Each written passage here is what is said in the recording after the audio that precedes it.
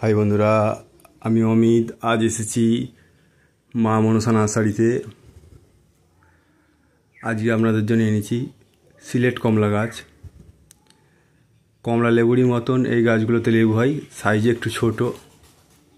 তো গাছগুলো দেখুন কেমন হয়েছে, অবশ্যই কমেন্টে জানাবেন।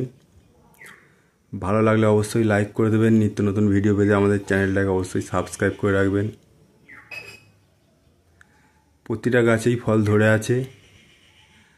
গাছগুলো শীতের দিকে ফলগুলো পাকে। যারা দেখেছেন অবশ্যই জানেন গাছটা কতটা সুন্দর দেখতে ফলগুলো হলে। আপনাদের কাছে যদি প্রয়োজন হয় মা মনসা নার্সারিতে যোগাযোগ করতে পারেন। এখানে হিউজ কোয়ান্টিটির মাল আছে। 6 ইঞ্চি 4 ইঞ্চি প্যাকেটে মাল অ্যাভেলেবেল আছে।